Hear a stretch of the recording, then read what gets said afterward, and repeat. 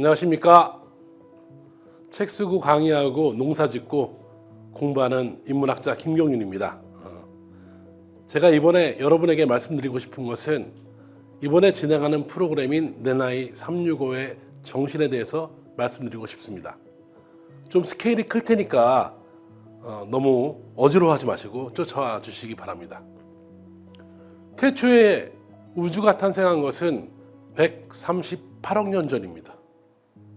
이때는 인간이 없었습니다. 그리고 지구가 생겨난 것은 48억 년 전이죠. 이때도 인간은 없었습니다. 지구가 탄생하고 나서도 한참 후에야 생명체가 만들어졌는데요. 그 생명체의 막내뻘로 인간이 만들어졌습니다. 40만 년 전에 오스트랄로피테쿠스라고 하는 최초의 인간이 등장했는데요. 이들은 설 수 있었다고 합니다. 그리고 나서 또 한참 세월이 흐릅니다. 지금 우리와 같은 현생 인류 호모 사피엔스 종은 약 4만 년 전에 탄생했습니다. 그러면 그 이전에 인류는 어땠을까요? 그 이전의 인류는 정말 보잘것없는 생명체에 불과했습니다. 맨날 도망다니고 나무에 숨고 겨우 자기보다 약한 종을 먹을 수 있는 그런 그냥 생명체였죠. 그랬는데 호모 사피엔스에 오면서 지구의 역사는 바뀝니다. 호모 사피엔스는 그 이전 종이었던 인류보다 머리가 작았습니다. 그런데 놀라운 것은 뇌의 변화가 온 것입니다. 뇌의 변화가 오자 호모 사피엔스 종들은 말을 하기 시작합니다. 말을 한다는 것은 서로의 정보가 교환된다는 겁니다. 물론 동물들도 말을 하지요. 그러나 우리 인간처럼 정교하게, 복잡하게, 추상적으로 말은 하지 못합니다. 드디어 사피엔스들은 가장 정교하고, 가장 복잡하고, 가장 어려운 언어의 단계까지 와버린 겁니다. 머리는 작지만 그 이후로 의사소통을 합니다. 그리고 작은 숫자가 의사소통을 하니까 숫자가 커집니다. 그래서 자기보다 수백 배의 힘을 가지고 있는 동물도 사냥할 수 있게 되었습니다. 처음에는 아프리카 살았습니다. 그러다가 기후 변화가 오자 아프리카가 점점 살기 어려워졌습니다. 이동을 시작한 것이죠. 대규모의 이동이 시작됩니다. 그리고서는 또 오랫동안 수렵 채취 사냥으로 삶을 이어갔습니다. 그러다가 또 한 번의 놀라운 변화가 시작됩니다. 지금으로부터 한 1만 2천 년 전 인류는 돌아다니면서 먹고 살았던 자기의 삶의 방식을 바꿔버립니다. 정착하게 되는 거죠. 정착하는 것의 가장 큰 원동력은 바로 농업혁명이었습니다. 한 곳에서 끊임없이 자기 먹을 것을 생산할 수 있는 능력을 갖게 된 인간들은 엄청나게 많은 먹거리를 이제는 축적하게 됩니다. 그리고 그렇게 많이 모이다 보니까는 각각의 역할들이 분화되기 시작합니다. 크게 말하면 지배하는 자와 지배받는 자, 주인과 노예가 생겨난 것입니다. 국가의 출현입니다. 국가가 출현하자 많은 것을 소유하고 있는 자들은 지배자가 되었고, 그리고 그들을 지지하고 응원하고 그들의 정당성을 보장하는 지식인, 성직자 계층이 만들어졌습니다. 이들은 무엇보다도 말을 지배했습니다. 말하는 자는 지배자가 되었고 말을 듣는 자는 노예가 되었습니다. 노예는 말을 할 수 있었으나 주인 앞에서 함부로 말을 하지 못했습니다. 그렇게 또 세월이 흐릅니다. 아직까지 인류는 말은 할 수 있었으나 문자를 갖지는 못했습니다. 지금으로부터 5천 년 전 드디어 최초의 문자가 등장합니다. 말은 하늘로 날아다니지만 문자는 새겨집니다. 말은 사라지지만 문자는 사라지지 않고 보존됩니다. 인류는 자신의 지식을 드디어 영원히 간직할 수 있게 되었던 것입니다. 문자가 생겨나자 문자를 다스리는 자가 지배자가 되었습니다. 누구였을까요? 그 이전의 지배자였습니다. 드디어 인간에게는 말과 글이라고 하는 두 개의 무기가 생긴 것입니다. 말과 글을 지배하는 자는 주인이 되었고, 말과 글의 부림을 받는 자들은 노예가 되었습니다. 그 이후 지금까지 어떠한 시대든 말과 글을 부리는 자가 주인의 역할을 합니다. 주인이 되려면 말을 하고 글을 읽고 쓸 줄 알아야 합니다. 우리는 주인으로 살고 있는 걸까요? 노예로 살고 있는 걸까요?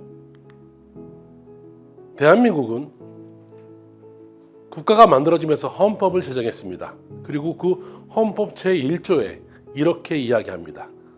대한민국은 민주공화국이다. 대한민국의 주권은 국민에게 있고 모든 권력은 국민으로부터 나온다.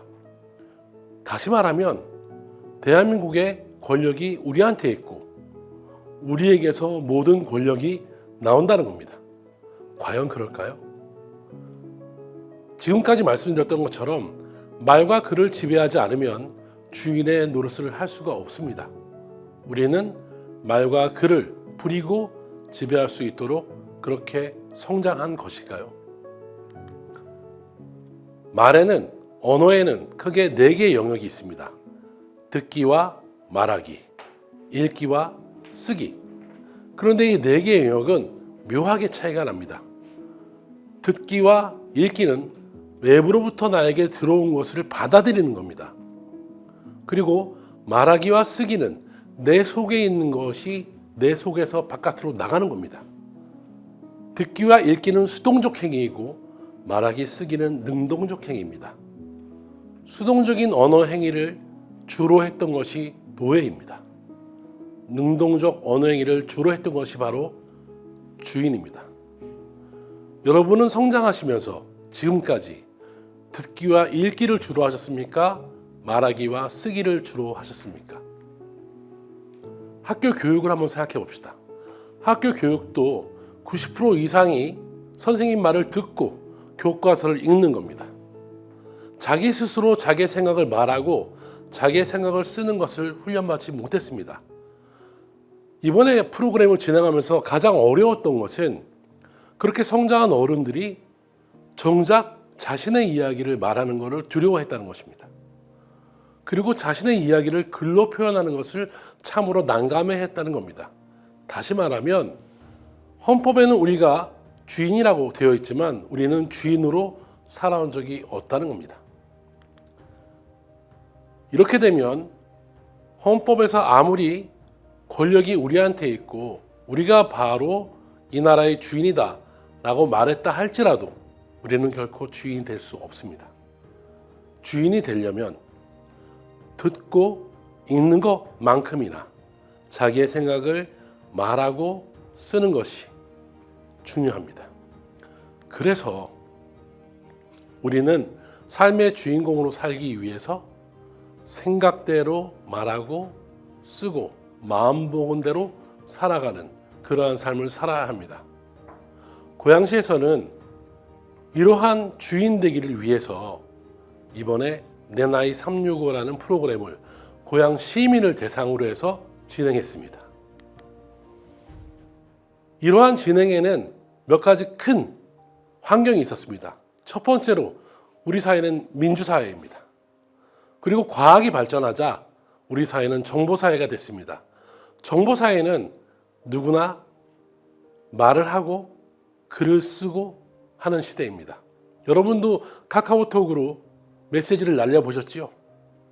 그리고 세상에 엄청나게 많은 사람들이 스마트폰을 이용하여 자기가 찍은 사진도 올리고 자기가 하고 싶은 말도 하고 자기가 다녀온 이야기들도 글씁니다.